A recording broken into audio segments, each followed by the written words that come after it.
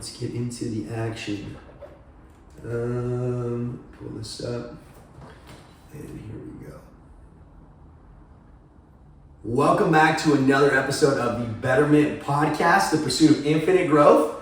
Today I got my good friend Tig with me. How you doing today, brother? I'm doing well, my friend. Thank you for coming, my man. Appreciate it. Yeah, we've only been buddies for a couple months, but not too long. Yeah, we have a lot of similarities actually, which was pretty cool. We were talking about before the episode.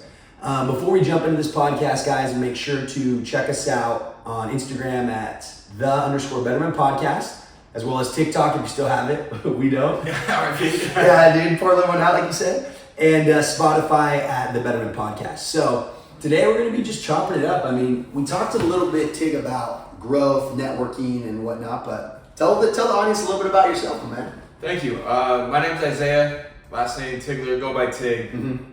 And I am new to San Diego, originally from Fresno. Yeah. I am a construction project engineer here in San Diego. Mm-hmm. I work on schools. Currently about to start building a brand new football stadium for the Chula Vista High School. No way. Yeah. That's actually really cool. I'm going to be on the construction management, construction consulting team for the school district, helping them. And then outside of that, I mentor high school kids as well. Out here, I mentor kids at Kearney High School for other kids that want to become engineers, want to get into construction and architecture, and showing them, what a younger face in the industry look like. We kind of give them the advice and the tidbits I can about how to better prepare yourself for that in the future.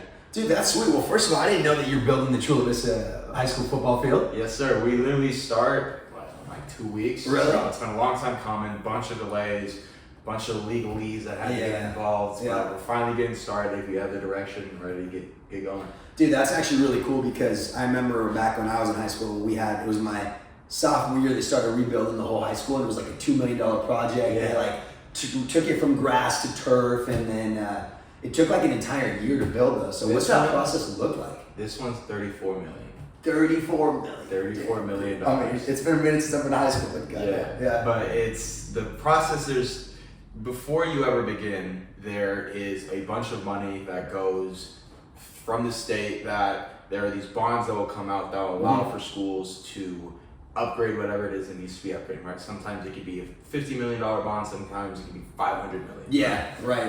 And they utilize this money to help out schools that are in need. Chula Vista, older school, definitely needed some love. For sure. And the Sweetwater School District was very committed to upgrading not only their school, but the entire school district. Yeah.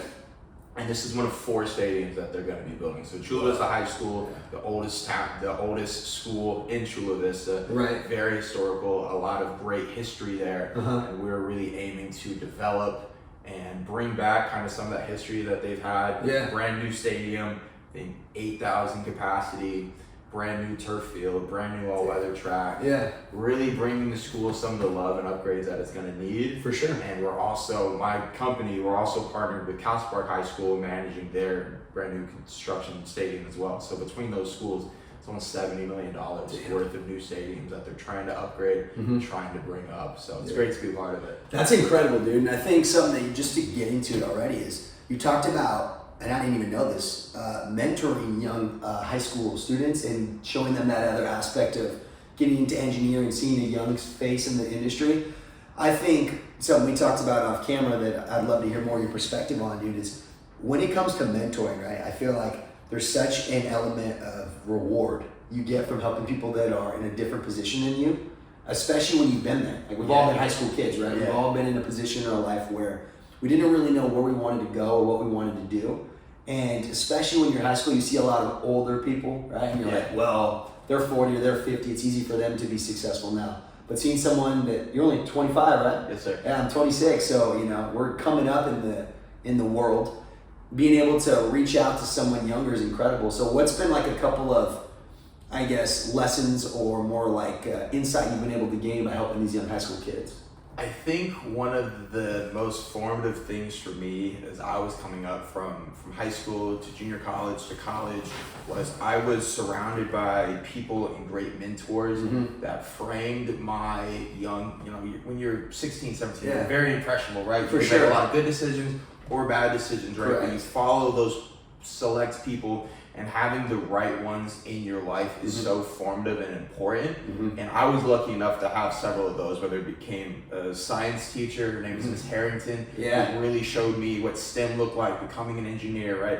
First, when I was a kid, I was like, I want to be an astronaut. And I saw you had to do it for school, and I was like, I don't know about that. Rocket scientist, literally. But even with football, I had great mentors as well. One of them is named Elon Page. His father is actually Stephon Page, who at one point set the NFL record for most yards in a game, played for the Chiefs.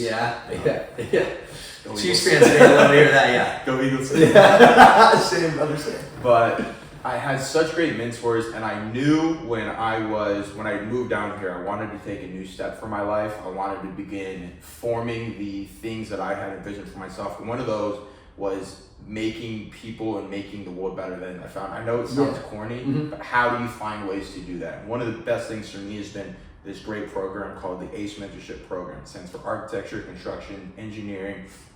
The entire organization, volunteer-based.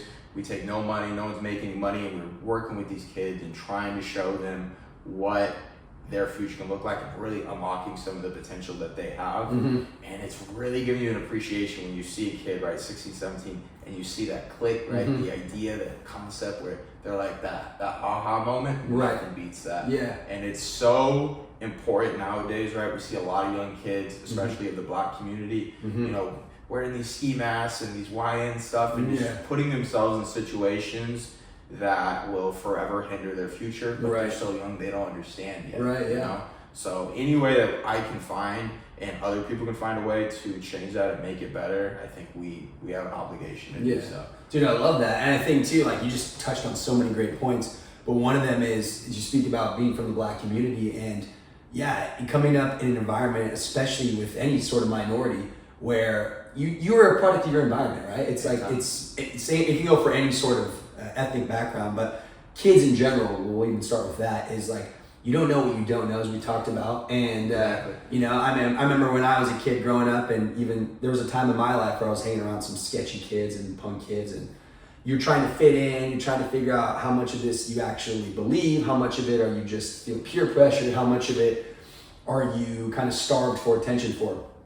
And being able to be a light to those kids, especially when you just hear you talk, you have like a very designated and defined passion. And we were talking about earlier, right? Like having a defined purpose is so important, because if you can't measure it, right, you're not able to actually find any sort of success. And so being able to, for you, measure the ability of like, hey, how do I actually help, in your case, in one area, high school kids, maybe even in the minority, in the Black community, is such in an area, niche area where you're able to put all your time and energy, versus someone just saying like, yeah, I want to make the world a better place. That's great. We can all agree that. But what does that actually mean? Right? How do you quantify that? Yeah, exactly. You know, what's the age group? What point are you trying to get across? For you talk about working with high school kids, some minorities, some non-minorities, giving them the opportunity through the, was it ART program? ACE program. Okay, yes. ACE mentorship, where you're able to go ahead and give them the opportunity to engineering. Is that correct? Yeah. So it's architecture, construction, engineering, but it's any sort of STEM construction. Got it. We take all sorts. Anything where you're learning how to build things, how to develop things, maybe not like a robotic side of it. For sure. But for instance, with the program we have, there's like a year-long project that they work on. So last year was my first year, and the kids made it more of like a cruise ship with like a Red Cross format. So what the cruise ship would do would travel to, let's say, third world developing country. It'll take in people, right? Process them, documentation, housing, food, green amenities, and then take them to another country where that country would take them in as refugees. They designed and built the ship. They didn't physically build it, but they like designed floor plan, right? HVAC. All of these different dimensions that they crazy, retrofitted a brand new cruise ship, and I'm like, damn, what? These are kids. And they're 15, 16, That's 17. incredible, dude. And I'm like, when I was 16. I wasn't doing that. By any means. Yeah, that's actually really cool, dude. And I think even within that, it's like, you know, when you have like a collective goal. It sounds like all these, how many kids were involved in this project? I'd say 20 or 25. That's awesome. And so all these kids, were they able to physically work together, or was it like, okay, cool. So we would have, let's say we had last year anywhere between 10 or 15 mentors, and you have each of these mentors in their designated field working with, so for instance, we have interior design architects. They'd be working with the architecture students. Right. Really getting to dive into what do they do, right? What do you look for? Mm-hmm. How do we make this fit what the objective is? What is the goal? I'm on the construction team, right? How do we physically build it? What's the schedule going to look like? What's the estimate going to look like? What kind of codes do we need to make sure that we follow? How do we make sure these people are safe? All these things we got to think about, right? And that's a second team. Right? Third team might be the engineering team, right? Working with the mechanical, working with the infrastructure on that side. All of these little pieces, and you get to see these kids' brain, and they can go between different ones, right? We learn a little bit about each, and maybe they just want to specialize in one, and you get mentors who are high-level professionals in their fields, and really get to dive into these kids. It's quite the cool thing to see. Yeah, dude, that's really cool. And I think as a society, right, one of the things that I've noticed even since when I was in high school to now is that you're getting the high school kids as a whole are getting more opportunities to figure out what most kids won't figure out to the end of college. Like I remember my senior year, they started rolling out, I forgot what the program was. I think it was called like let's just call it like the fast track program. But essentially it was like 9 different skills that you would have outside of high school, so in the real world, engineering, construction, think like painting, architecture. And basically what it did was it allowed these kids from like freshman year on to start taking elective classes to get more comfortable with it, which I love, dude, because anyone that knows me, like I have my own thoughts on school. I definitely think there's some benefits to it, but I also think if you don't know what you're doing or depending on the degree you take, it can be a waste of time. I was a comms major. I didn't learn much about communications in that class. I learned 50,000% more closing deals and doing door-to-door sales. But school can be super beneficial if it's set up correctly. And I think giving these high school kids the opportunity to get involved into art to ACE and other programs like that. One, mentorship is huge, right? It makes you feel good. You're gonna watch these kids grow up and come back to you one day like, hey Tig, or whatever Isaiah, whatever name they give you, Mr. Tig, yeah, Professor Tig. But it's cool because it's like it's a feedback loop of infinite growth, right? It's like you have more kids who develop their kids and their teachers and their professors, and then they go on and start these businesses or work alongside you, and that's really cool because in my life, something that's really resonated or sparked my fire with me, like I can see in your eyes when you talk about these kids how passionate you are, is when it comes down to mentorship, right? Whether mentoring someone else or learning from a mentor. Having someone that is a role model to you, especially as you spoke about earlier in the minority field, might be harder to find. And so having someone that you can idolize and look up to is awesome because it fuels your fire. It allows you to pre-frame where you'll be one day, which pre-framing we spoke about earlier is ultimately the idea of starting with the end in mind from the beginning. So like, how's it gonna feel when I lose X amount of weight? Or how's it gonna feel when I become an architect or an engineer like Tig when I get out of high school in 10 years from now? And at the same time, I think it's also really important to allow those skills to be passed along to others, right? Knowledge is only powerful when used, right? If it's not applied, it's ignorance. And so the ability that you're able to take what you've learned from your mentors that you kind of shouted out earlier, I don't remember their names, but shout out all of them, and apply it to these kids it's the ultimate like cycle of life. So I love that, dude. Yeah, and I think the other great part of it too for the students is you're able to begin to grow and develop your own network. Right? Who are these different people I know in these different fields that are professionals that if I ever need help when I'm in college, I got someone to call when I need to bounce an idea off of, if I'm facing a difficult choice or a difficult challenge. The network that you've built are people that have most likely gone through these same instances and have more insight to be able to help you go through those rather than trying to go through them yourself. I think that's a very important benefit as well. A lot of them also don't understand that yet, right? They have their own high school networks, right? Right. But even that's a great time too, right? How do I form the right network? Put myself around the right people versus the people that are going down the wrong path, aren't making the right decision, that are conducive for their benefit and their growth now and in the future. Yeah, and dude, on that too, when you're talking networking, right? I mean, we have a whole section about this, but I think one of the most important things, right, is it's like your net worth is your network. Have you ever heard that? Absolutely. It's so true. I mean, you think of like Warren Buffett, who he's couldn't agree more, right? And when you're young, like a kid, right, you're not focused on your net worth in that aspect, or you're not really self-aware enough, right? One of the things that, that we can agree on as we've gotten older, being, not in high school anymore, is that as you get older, right, you become more self-aware. Right? You don't know what you don't know. Hindsight, vision's 20/20 is all these little cliche sayings. But one of the things we talked about is when you're building a genuine connection, right? I think that's the best way to start a foundation with networking. You have these very, artificial ways people network, whether it's just like, hey, follow my Instagram page, or, shooting the shits and having a fake conversation. But when it comes to having authenticity, those relationships might take more time to build. Mm-hmm. But think of like a foundation in engineering, they're gonna be there for a long time. Those beams are not going anywhere. Versus a lot of these people, especially like these get rich quick scheme, almost con artists on social media, are like, follow my page for 55 hacks, and it tumbles on itself very quickly because you can smell the bullshit. You can smell the inauthenticity.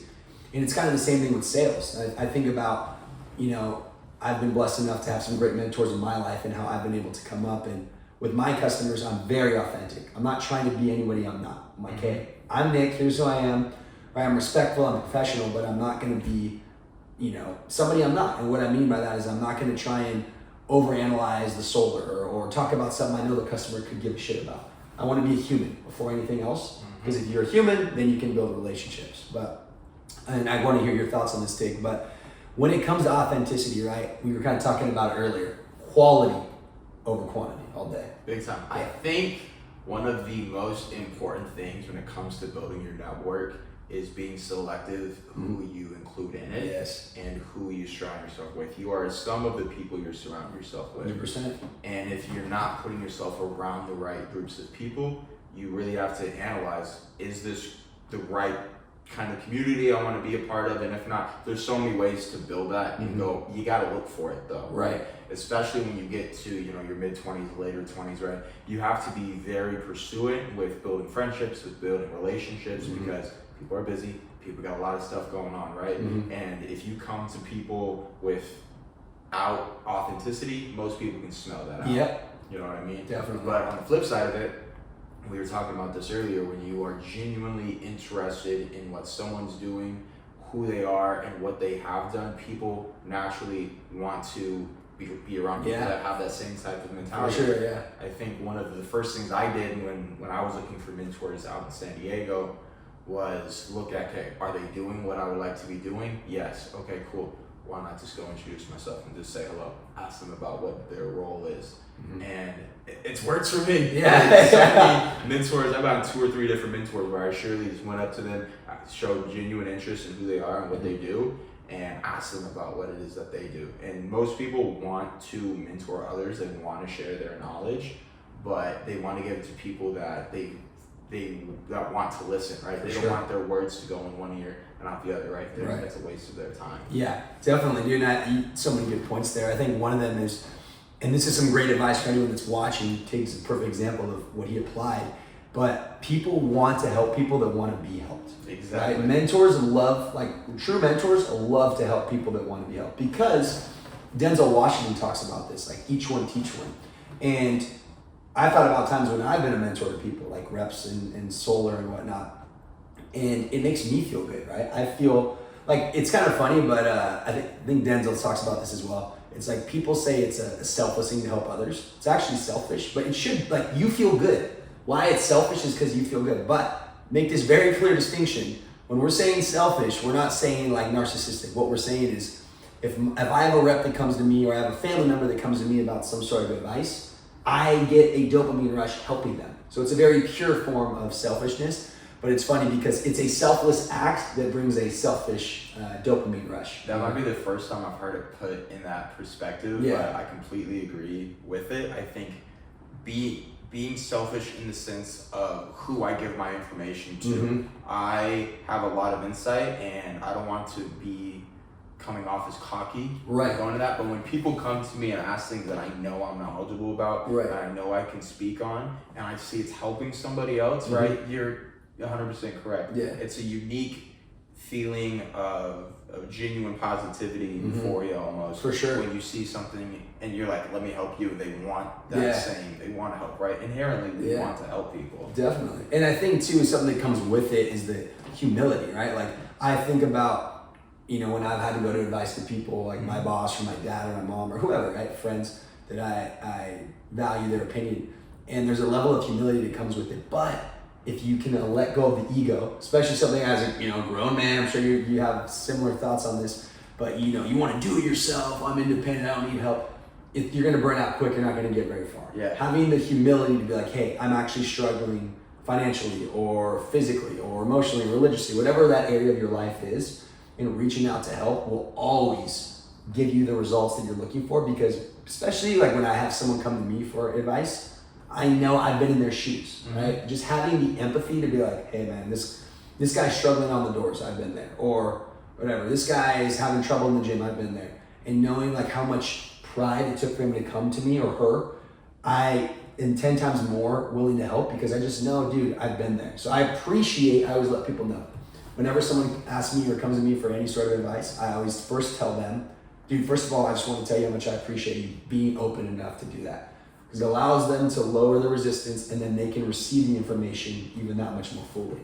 I think that is a very important thing to highlight and how to go about receiving that kind of question and how to not put someone down, because that sometimes can be very hard to be able to muster the strength to go up to someone, hey, I need help.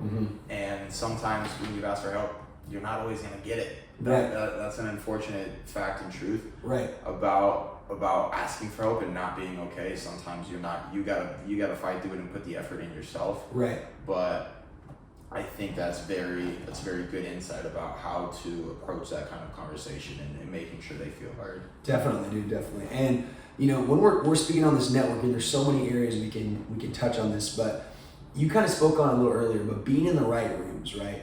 I think one of the things that goes with this is only people that show up every day get lucky. And so you think about someone that you would consider as lucky, like how does that guy or that girl always get the promotion, or how do they always just seem like to be at the right place at the right time? Consistency. Like the one thing that all successful people have, and I spoke about this a little bit with you off camera, but I have a couple buddies, Jacob and Nate, shout out my buddies, who are Bradley Martin. If anyone knows who Bradley Martin is on YouTube, they're like video camera guy.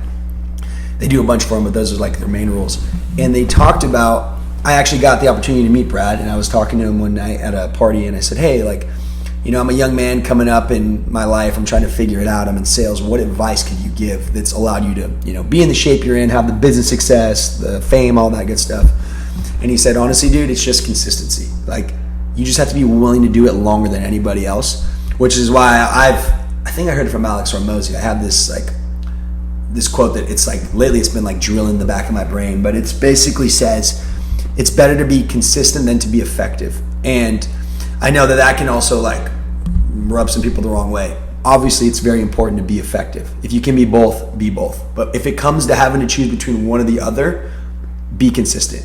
The great example I like to give of that is think of New Year's. People go to the gym. There's the guy that's trying to lose 20 pounds, and the first 2 weeks he does it. He goes to the gym 4 hours a day for 8 days. And then after that, he never goes back and you never see him again. Versus the other guy who goes to the gym 15 minutes a day for an entire year. He's going to be years ahead of the other guy because he just continued to show up.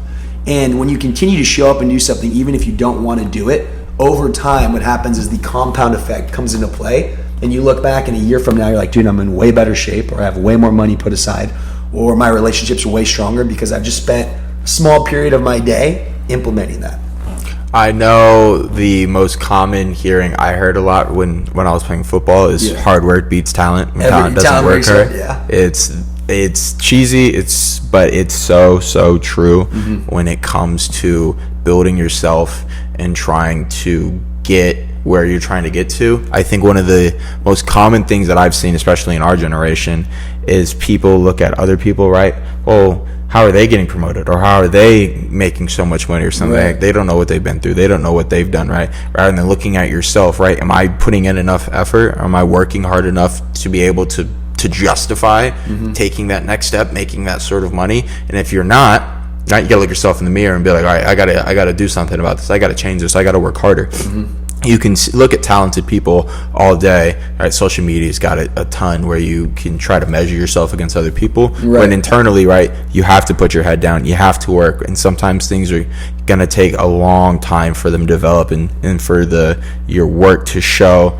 But you have to be willing to put it in, because hard things will bring better value in the future. That's my opinion. I don't think I've worded that well. I get what you're saying. I mean, there's also that great saying where it's like, the world has been composed of like a 4-sentence layout, which is like, hard times create hard men create easy times create easy men, easy times create soft men create hard times. It's like a cycle, right? And I think about like what my dad had to go through and my mom, like their sacrifices, and their grandparents, and I'm sure it's same for you, right? Like what my ancestors had to do for me to just be living in San Diego, like incredible amount of sacrifice.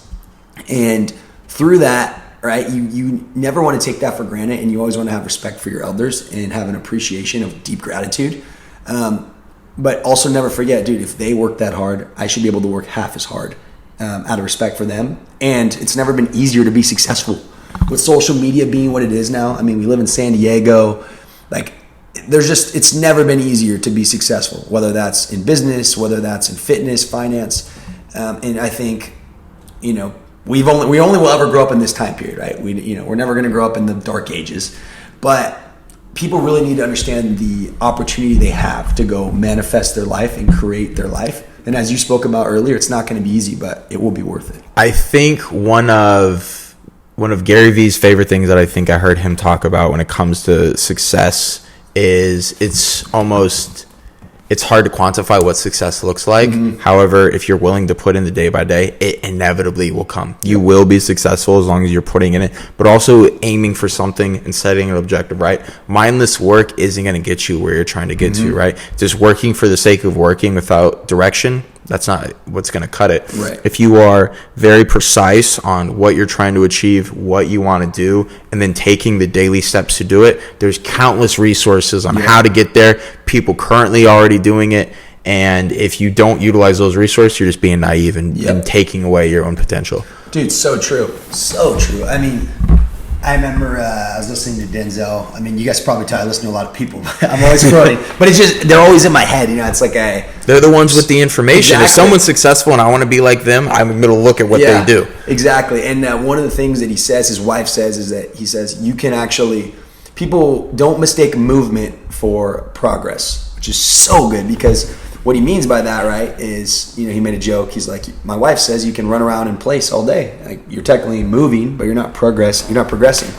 And I think about that because so many people do go to work, but they don't have intentionality behind what they do. Even at the gym, like I know people, and I could apply it to myself really, where you go to the gym, but if you're not focused on every rep, if you're not putting intention and detail behind the strain of the muscle, you can go to the gym all the time, and yes, like I talked about earlier, consistency is important, but the rate in which you will progress is going to be much faster if you have intentionality behind what you're doing, and if you can give it your undivided attention and focus. The other flip side to it's never been easier to be successful in today's generation is it's also never been easier to be distracted. There is so much distraction, TikTok, social media. I mean, we live by the beach. There's 55 million things to do in San Diego, right? We both have girlfriends. Like, other people's time is very important to us. And so if you don't figure out a way to prioritize your day and what's most important, you will float forever.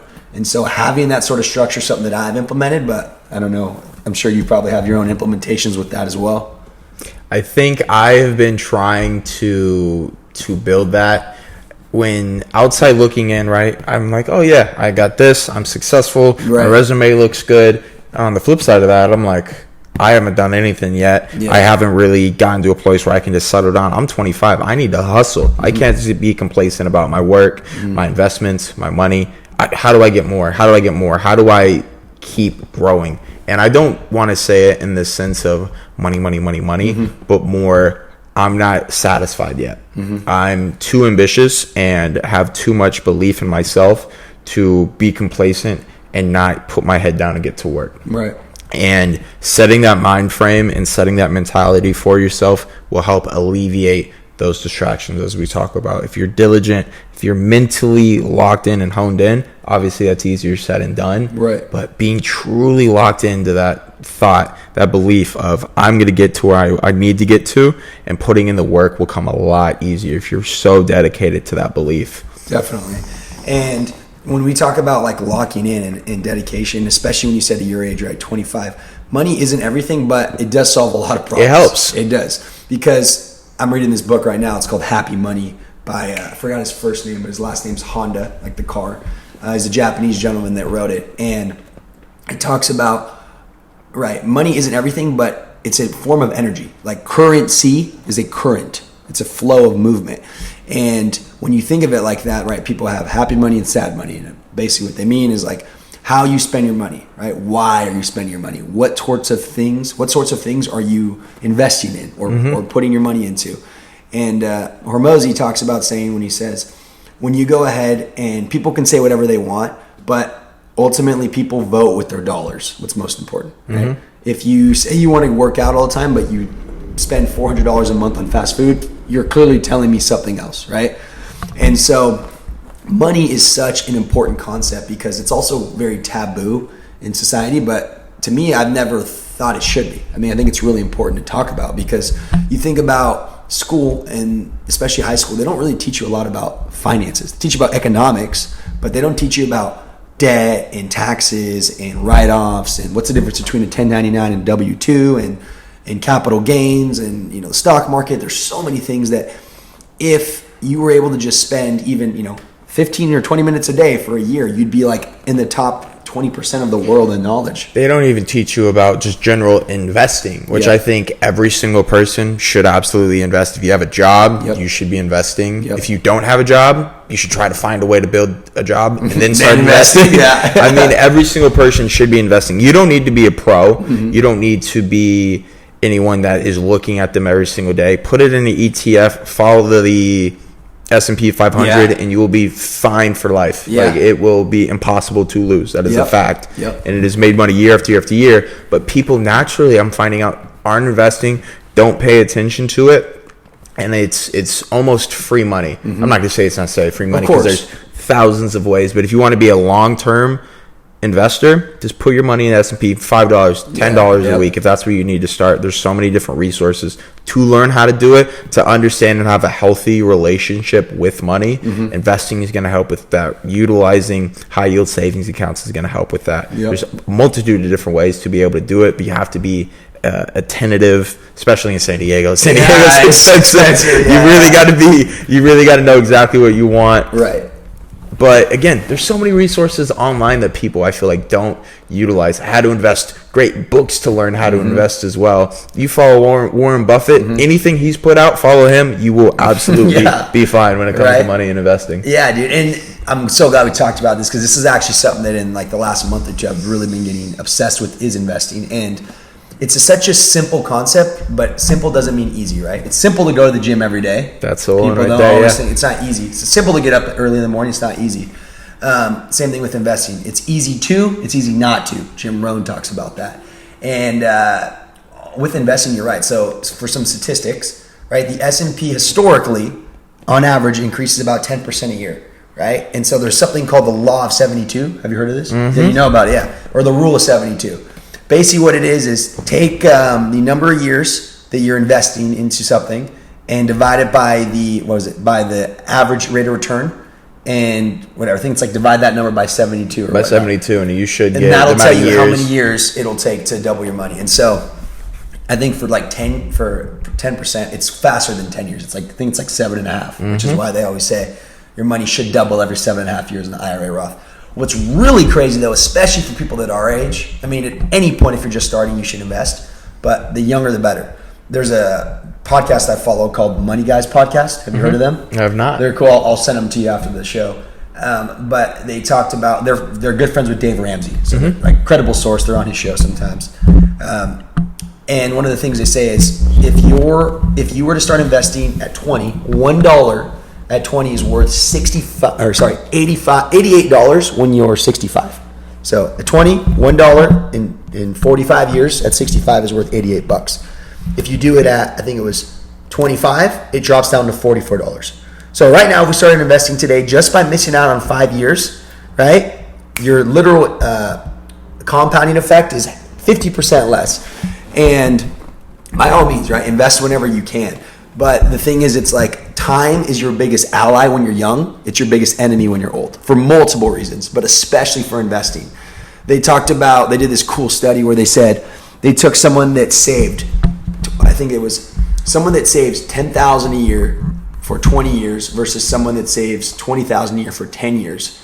And I could be getting this mixed up, so try not to quote me on it, but it was essentially the savings, the person that saved more actually surpassed the person that had a higher rate of return because they had more time. And it's so true, because time is really your ally. So when it comes to investing, I mean, you talked a little bit about the S&P, but what are some of the stocks you like to invest in, or what sort of investments do you do? I have gone through a wide history when it comes to investing. I actually first learned about investing when it came in college. I had downloaded the Robinhood app, and I didn't come from learning stocks when I was younger. My father initially didn't really teach me that. Right. It was more hanging out around with my other friends, and we were just discussing the same thing we're talking about right now. Right. How do I become successful? What do I got to do? Okay, investing. That's where you got to start. Right. And we would literally walk home after we'd get out of class, grab our Chick-fil-A, walk and just watch stock news and just be flipping around on Robinhood. Yeah. And it sounds so simple, but I look back on it very fondly, because we would just go back from school and just be scrolling through, and then learning naturally how to read a chart, how to pick out the news that is coming out and how that reflects the business performance, where the stock is going to go. I think having a natural affinity for understanding businesses, where they're going now versus where they're going in 5 or 10 years, I think is very helpful. I naturally have done long-term investing. I think that's the safest way to go for anyone just trying to get into investing. If you try to day trade or something like, if you don't know what you're looking at, there's such an easy way to lose money. You can lose money faster than you go gambling. That's how quick it can go. But if you are dedicated to S&P 500, you're going to have some of the top 500 companies.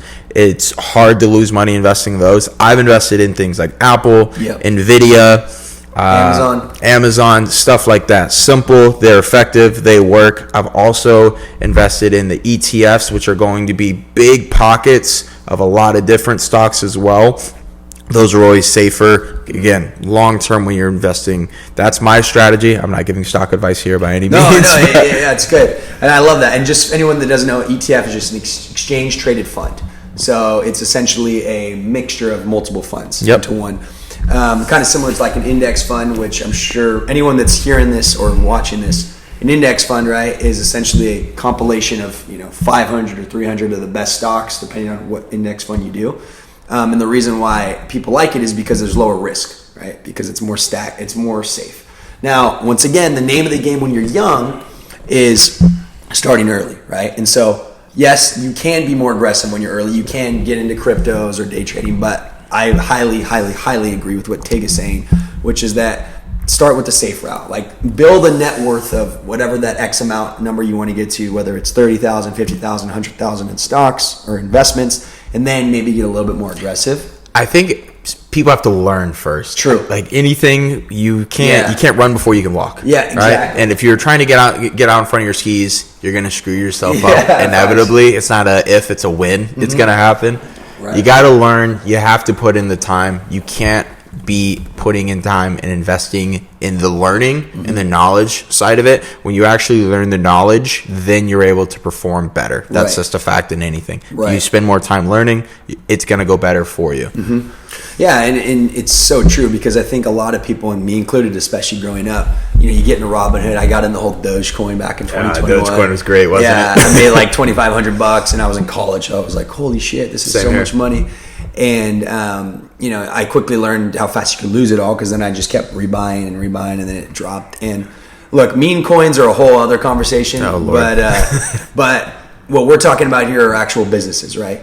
Within it too, and this is something that I actually got a lot of value from when I was at Diversity Fund, the company I used to work at, is learning about investing into like real estate assets and like alternative asset classes. There's like a dozen, but most people have traditional asset classes, which is like stocks and bonds, both incredible and very low barrier to entry.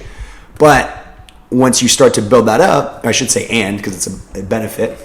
then it's cool to start looking into real estate and, you know, cash flowing vehicles such as rental properties and whatnot. And so, you know, I couldn't agree more with you, Tig. What they pay you in an actual savings account, not a high yield, but a regular one, I think it's like 0.00001. It is basically robbing you, essentially. Yeah, it is, because your money depreciates every year. Well, even just the difference between a regular savings account, a high yield savings account, and an investing account, and what holding your money across 5 years, across 10 years, what that turns into. Just saving your money and that only being your main method of holding onto your money, you're just losing money year after year. And by even putting it into a high yield savings account, you're at least getting something out of it. Your money's at least working for you, right? Which I think a lot of people aren't even knowledgeable about either. And then if you put that same $20,000 and invest that money across 5 years, it's incredible. And I mean, it's, you know, inflation's a real thing, and so there's multiple websites you can use where you can actually look up like what $10,000 was, you know, in 1980. Like, I'll watch a movie, right? Like Wolf of Wall Street, right? Crazy movie, funny movie, but actually super informative if you understand the history of what was happening in stocks in that company. But he was making, I remember in the movie, he was like, I was making, you know, 47 mil a year, which is obviously incredible money, but we all know in 2025, like, that's great, but it's not putting you in like any crazy asset class as far as like notability. Like, people don't know who you are making 47 mil. Most, I shouldn't say, will, but at that time it was crazy. So I Googled it, and I think it's worth today like $300 million a year. Like, but what that shows you is inflation, right? Like, clearly, you can make that any number. Call it $4.70, right? Is it would take, in order to be what $4.70 was in 1980 is now, you know, you would need what, $33 and change. So the whole reason why I'm bringing this whole purpose up, or this point up, is at the very least invest in high yield savings to at least outpace inflation.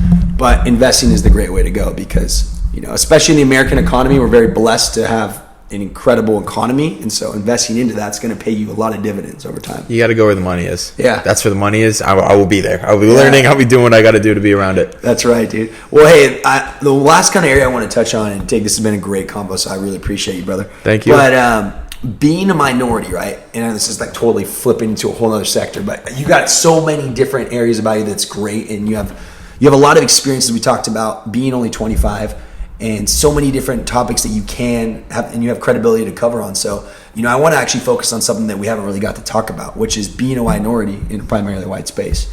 You know, navigating through that, and if you're comfortable with that. Yeah, I mean, I work in construction. Right. We all naturally understand the quote-unquote way construction used to be, kind of how it traditionally was.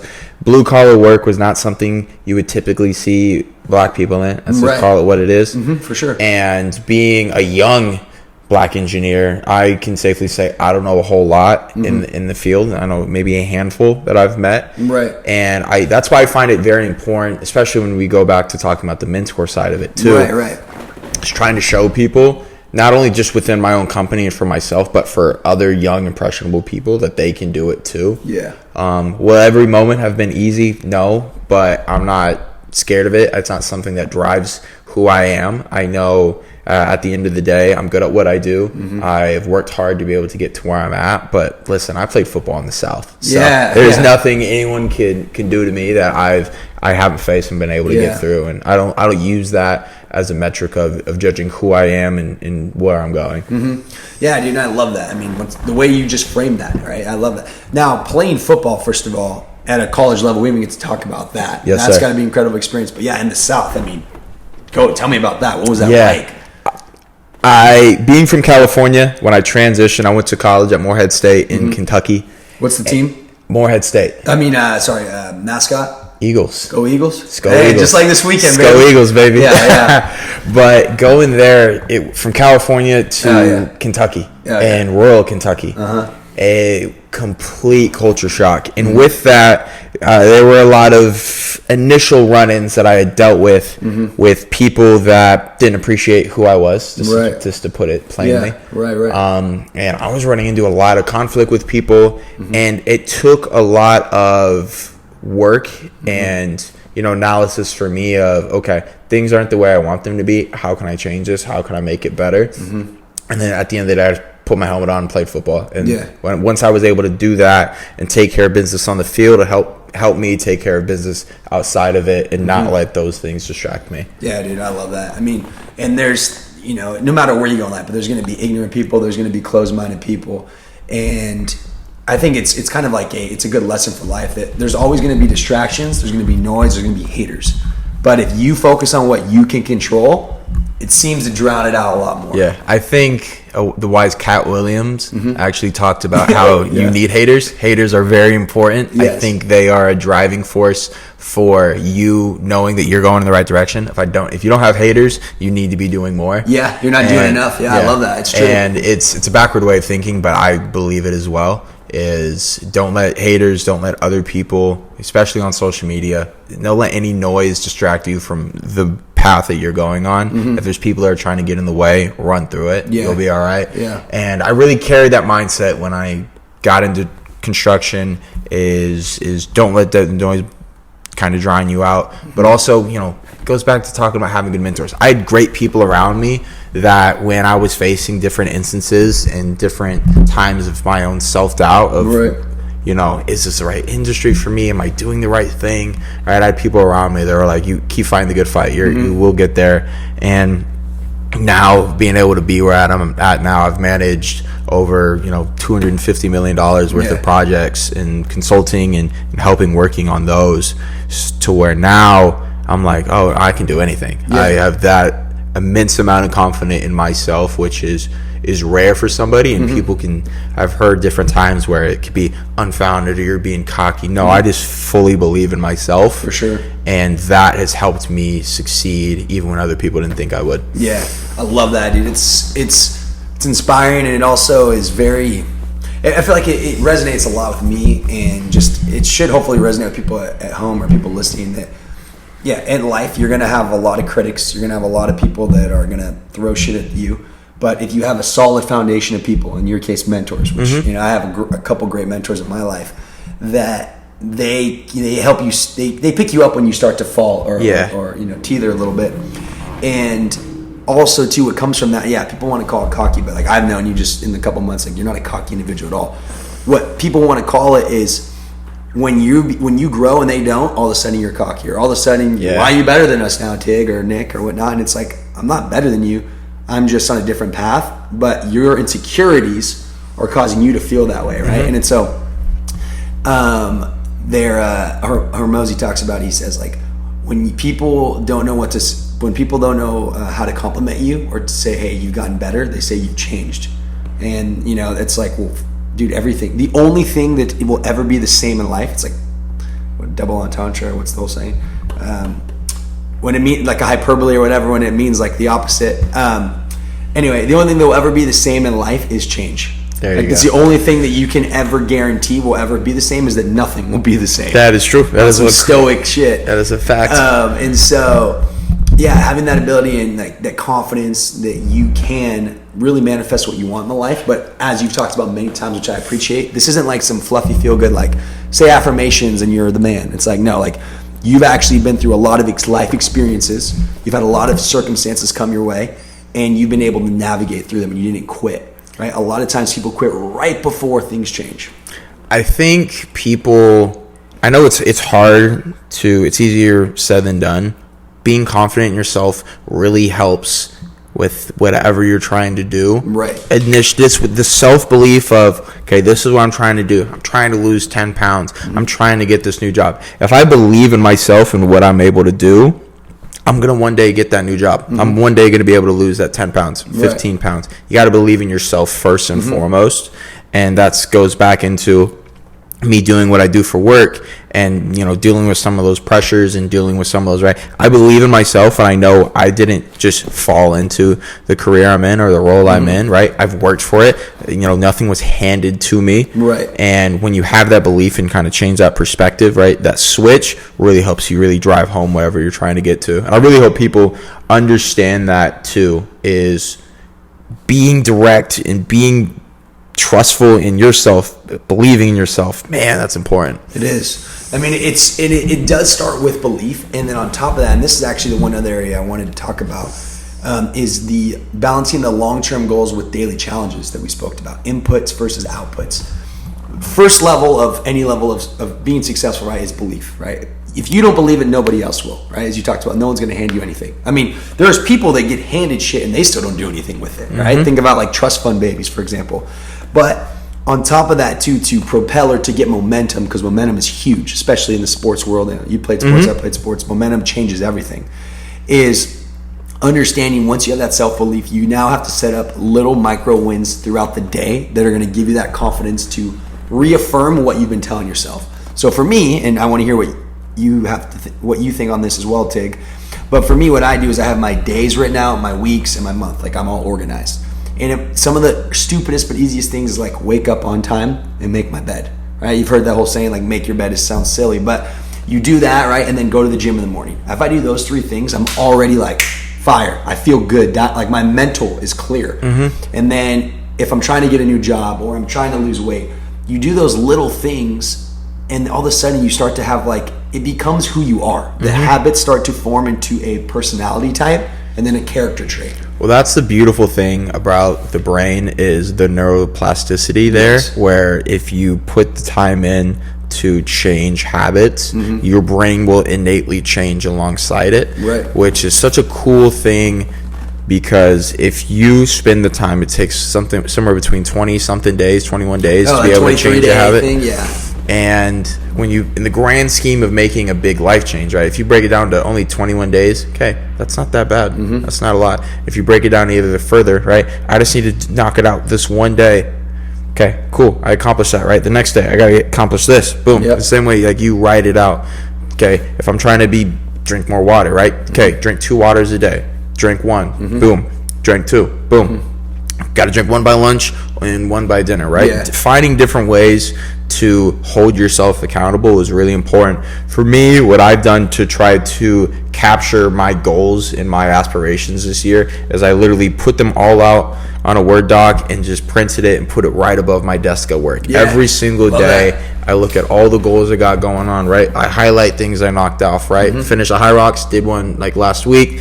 Boom, I got a green highlight. Cool. I'm reading a new book. I knock 1, right? I got a tally on there, right? Each of these different things, try something new. I'm on a podcast. Boom. Highlight that green, right? I love that. You know, make the Instagram like we were just talking about, right? Like each of those things and taking action, you know, but holding yourself accountable. And I look at this every single day. Maybe my coworkers find it corny. I do not care. Because guess what? The more highlights I get, right, it's that little serotonin boost we were talking about earlier. That each one of those, right? And for you, right, maybe checking off the list of what you have for each day or each week. Right? Every check off the list, boom, that feels good. Knock one off. Knock one off. For me, I work in color, so I highlight everything. But I think that's a good way to hold yourself accountable, especially, you know, when we're at work. Maybe you got kids or something, right? Maybe it's got to be your phone background, right? You see it every day. It's really going to help you make the change, hold yourself accountable. Dude, definitely. And it's the more times that you can put yourself in the exposure of whatever you're trying to accomplish. So for you, you have it at work, so you see it all day, every day. For me, my background is my monthly goals. And my desk in my room is on my left side is my yearly goals, on the right side is my monthly goals, and in the middle is my calendar. And so, once I, like, for example, one of my things is read 24 books this year. So every time I read a book, tally mark. There's a feedback loop. And it's good because, I mean, the months that I've had, you know, I've been doing the whole goal setting thing for like years now, but the months where I've hit the most goals or I've had the most success, I spent the most time just looking at it. The times where I've missed most of the goals is where they wasn't on my background. I forgot even what half of them were. I couldn't even recite them if you asked me to, because I didn't have direction, which ties back to the whole point of if you don't know what you're aiming at, you're not going to hit any target, right? It's like you can have the best ship in the world or the best captain in the world, but if you don't know where you're going, the ship's just going to float around the sea all day. And having those reminders and having those sort of, you know, kind of daily check marks that you can go ahead and build through will ultimately propel you into a level of like, I'm doing the things. I am becoming the person that I'm envisioning. But it takes dedication, hard work, and persistence, I would say. I could not agree more. Dedication, hard work, persistence. That you just said? I'm gonna write that down. I'm gonna write that down. All right. But Tig, this has been a phenomenal episode, brother. I mean, I really appreciate you coming on. We really got to talk about everything we wanted to. What final thoughts do you have? I mean, this is your first podcast ever, right? Yes. Dude, you did well, bro. I am very grateful for having this opportunity. I think I have a lot to say. I've done a lot of things, and I'm trying to, at the end of it, just make someone else better and help someone else learn. If all of the situations that I've been through, if I can help one person, they learn something, right? Whether it be how to invest, whether it be how to get through hard times and challenges, how to make yourself better. If even one person takes action of that and enjoys it and applies that for themselves, I consider this a win. That's right. I've had fun. I love that, dude. Well, hey, man, it's been an absolute pleasure. The last thing I'm going to wrap up with here, guys, is we're going to go ahead and roll this out. This is the... Sorry, I got to pull the notes up here. Anyway, this is going to wrap up another episode of the Betterment Podcast, the pursuit of infinite growth. We had my boy Tig on here today. We chopped it up with, we talked about everything, dude. We talked about investing, self-development, young adult, being a minority. And I really appreciate the insight. We're going to definitely have you back on soon. For anyone that wants to follow us and continue to see the content, we can go ahead and check us out on Instagram at _Betterment Podcast. And also TikTok and Spotify at the Betterment Podcast. So once again, guys, thank you so much for all your support. We really appreciate this. 2025 is going to be an exciting year, not just for the podcast, but for Tig, for me, and for life. So go have a great day. Appreciate if you guys want to comment what you guys were your favorite takeaways. And we will go ahead and see you next week. Talk more soon. Yes.